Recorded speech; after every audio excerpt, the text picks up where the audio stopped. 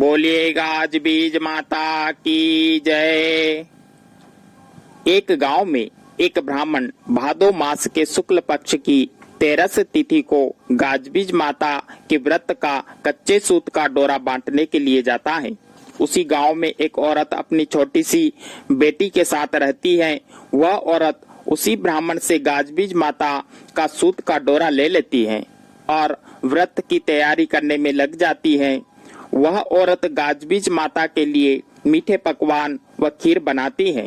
साथ में गाजबीज माता के लिए आटे के दीपक, रोट व चांदकी बनाकर 5 खंड तैयार करती हैं। गाजबीज माता की मूर्ति व बीज माता की मूर्ति को बनाने के लिए वह औरत मिट्टी लेने घर से बाहर जाती है और अपनी बेटी से बोलती है कि हे बेटी, जब तक मैं वापस न आ जाऊं तब तक नैवेद्य का ध्यान रखना व भोजन झूठा न करना। ऐसा बोलकर वह औरत बाहर चली जाती है, लेकिन लड़की छोटी व ना समझती उसे भूख लगने पर उस खंड में से एक चांदकी उठाकर मुंह के पास खाने के लिए ले जाती है। इतने में उसकी माँ आ जाती है और बेटी के हाथ में चांदकी देखकर समझती है कि बेटी ने तो माता के नैवेद्य को झूठा कर लिया है।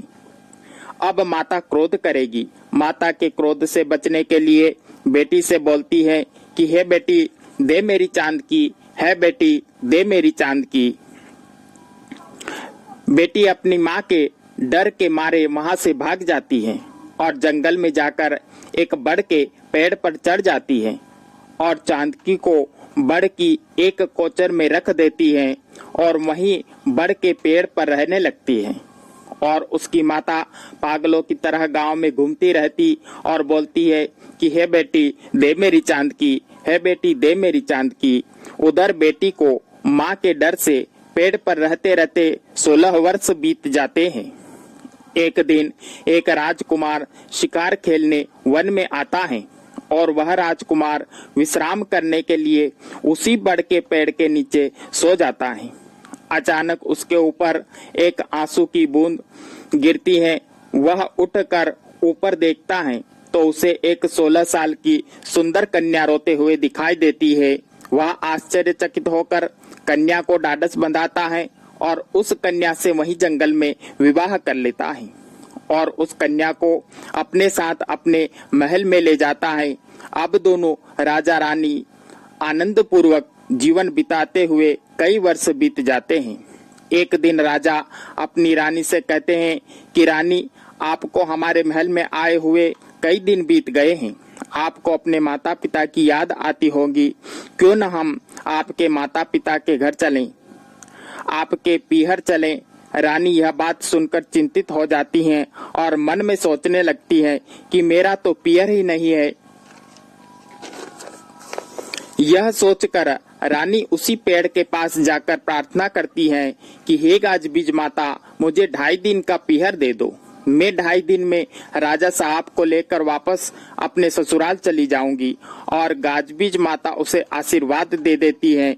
जब रानी राजा के साथ अपने पीहर बड़ के पेड़ के पास आती है तो क्या देखती है कि वहां पर बड़े बड़े सुंदर महल बन गए हैं और उसी महल में रानी के माता पिता भी रह रहे हैं। अब राजा रानी एक दिन तो स्वयं ही रहते हैं, दूसरे दिन अपने भाई की मनुहार के द्वारा रहते हैं। अब राजा साहब को अच्छा लगता है और तीसरे दिन भी ठहरना चाहते हैं, लेकिन रानी सोचने लगती है कि मैंने तो गाजबीज माता से सिर्फ 2.5 दिन का पीहर मांगा था। यह सोचकर राजा साहब से विनती कर अपने राज्य को चली जाती है और रानी अपना 9 लखा हार महल में एक खूंटी पर भूल जाती है। तब राजा साहब मन में सोचने लगते हैं कि कोई तो कारण है जो रानी हमसे छुपा रही है। यह सोचकर राजा जंगल में महल की ओर जाते हैं, लेकिन वहां क्या देखते हैं कि वहां पर महल की जगह एक बड़ का पेड़ है जिसकी एक टहनी पर रानी का हार टंगा हुआ है।